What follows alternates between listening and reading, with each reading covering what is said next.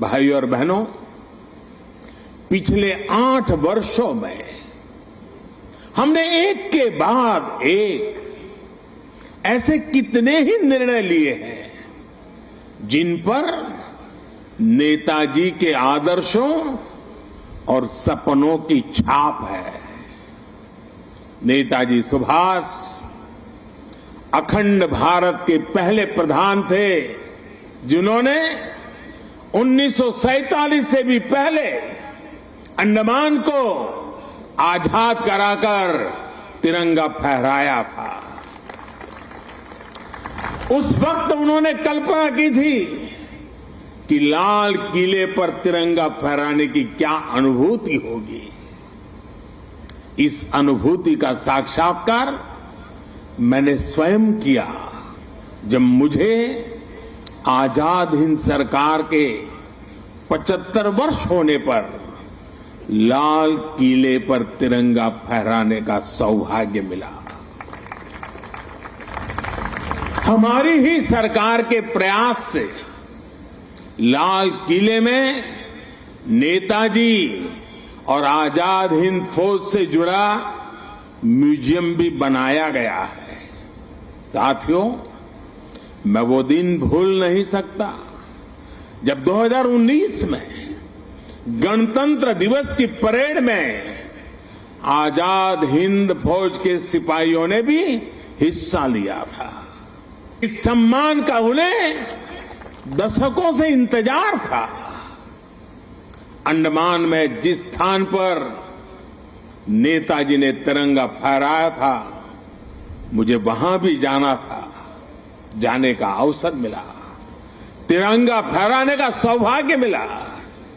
वो क्षण हर देशवासी के लिए गर्व का क्षण था। भाई और बहनों, अंडमान के वो द्वीप जिसे नेताजी ने सबसे पहले आजादी दिलाई थी, वो भी कुछ समय पहले तक गुलामी की निशानियों को ढोने के लिए मजबूर थे। आजाद भारत में भी उन द्वीपों के नाम अंग्रेजी शासकों के नाम पर थे।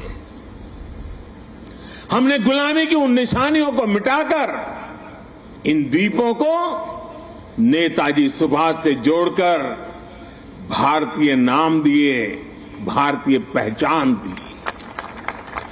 साथियों, आजादी के 75 वर्ष पूरे होने पर देश ने अपने लिए 5 प्राणों का विजन रखा है। इन 5 प्राणों में विकास के बड़े लक्ष्यों का संकल्प है, कर्तव्यों की प्रेरणा है। इसमें गुलामी की मानसिकता के त्याग का आह्वान है, अपनी विरासत पर गर्व का बोध है। आज भारत के आदर्श अपने हैं, आयाम अपने हैं। आज भारत के संकल्प अपने हैं, लक्ष्य अपने हैं। आज हमारे पथ अपने हैं, हमारे प्रतीक अपने हैं। और साथियों, आज अगर राजपथ का अस्तित्व समाप्त होकर कर्तव्य पथ बना है, आज अगर जॉर्ज पंचम की मूर्ति के निशान को हटाकर नेताजी की मूर्ति लगी है, तो ये गुलामी की मानसिकता के परित्याग का पहला उदाहरण नहीं है। ये न शुरुआत है न अंत है। ये मन और मानस की आजादी का लक्ष्य हासिल करने तक निरंतर चलने वाली संकल्प यात्रा है। देश के प्रधानमंत्री जहां रहते आए हैं, उस जगह का नाम रेसकोर्स रोड से बदलकर लोक कल्याण मार्ग हो चुका है। हमारे गणतंत्र दिवस समारोह में अब भारतीय वाद्य यंत्रों की भी गूंज सुनाई देती है। बीटिंग द रिट्रीट सेरेमनी में अब देशभक्ति से सरोबार गीतों को सुनकर हर भारतीय आनंद से भर जाता है। अभी हाल ही में भारतीय नौसेना ने भी गुलामी के निशान को उतारकर छत्रपति शिवाजी महाराज के प्रतीक को धारण कर लिया है। नेशनल वॉर मेमोरियल बनाकर देश ने समस्त देशवासियों की बरसों पुरानी इच्छा को भी पूरा किया है। साथियों, ये बदलाव केवल प्रतीकों तक ही सीमित नहीं है, ये बदलाव देश की नीतियों का भी हिस्सा बन चुका है। आज देश अंग्रेजों के जमाने से चले आ रहे सैकड़ों कानूनों को बदल चुका है। भारतीय बजट जो इतने दशकों से ब्रिटिश संसद के समय का अनुसरण कर रहा था, उसका समय और तारीख भी बदल गई है। राष्ट्रीय शिक्षा नीति के जरिए अब विदेशी भाषा की मजबूरी से भी देश के युवाओं को आजाद किया जा रहा है। यानी आज देश का विचार और देश का व्यवहार दोनों गुलामी की मानसिकता से मुक्त हो रहे हैं। ये मुक्ति हमें विकसित भारत के लक्ष्य तक लेकर के जाएगी।